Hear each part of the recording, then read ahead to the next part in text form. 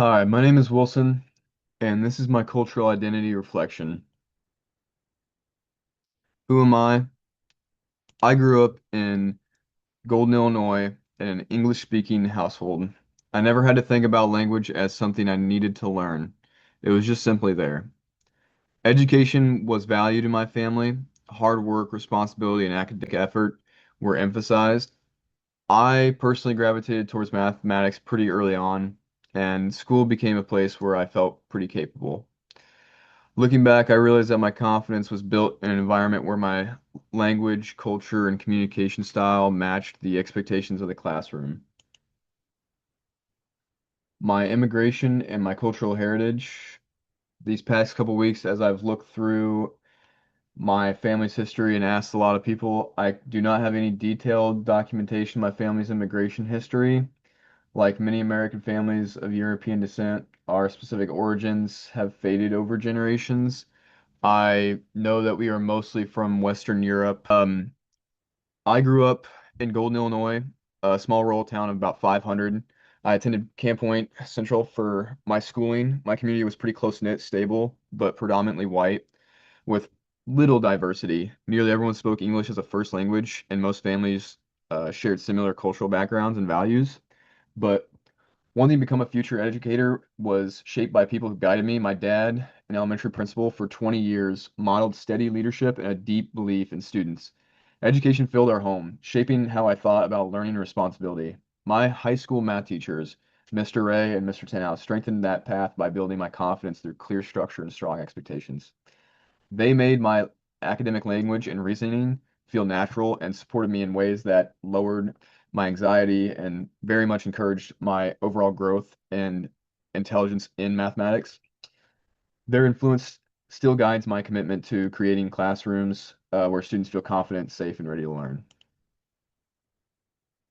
I went to Camp Point Central for my schooling. Um, at Camp Point Central, academic language was emphasized strongly for first language.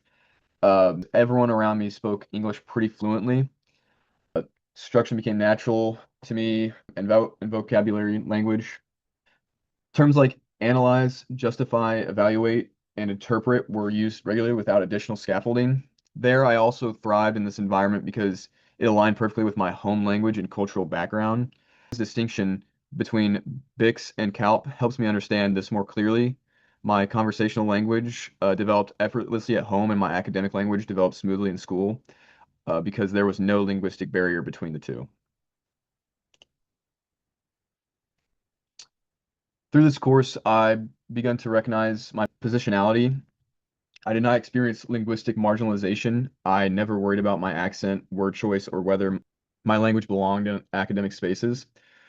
I benefited from an invisible alignment between home language and school language. That alignment shaped my academic confidence, but it helped me shape my identity.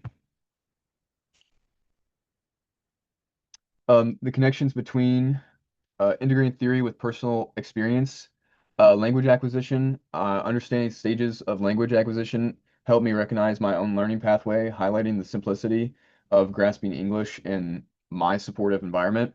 Um, Understanding that I have a privilege awareness, realizing my linguistic privilege allowed me to appreciate the ease with which I navigated academic settings and contrasting with challenges faced by multilingual peers. Impact on teaching. My identity shapes my commitment to creating inclusive classrooms that honor linguistic diversity and support every student's growth. As a future mathematics teacher, this section changes how I see my responsibility. Mathematics has its own academic language with the terms like justify, evaluate, represent, and analyze. I cannot assume students understand these simply because they can converse fluently in English. I must support multilingual learners because I did not struggle with language access. It is my responsibility to ensure that students who do are not left navigating content alone. To conclude, my experiences with assimilation and monolingual schooling shaped how I move through the world. Even the absence of linguistic struggle influenced my understanding of identity. Knowing this helps me enter the classroom with openness, purpose. I aim to build a space where students' languages and stories are embraced as strengths. Education shaped my path. As a teacher, I hope to offer every learner a place where they feel seen, supported, and able to thrive. Thank you.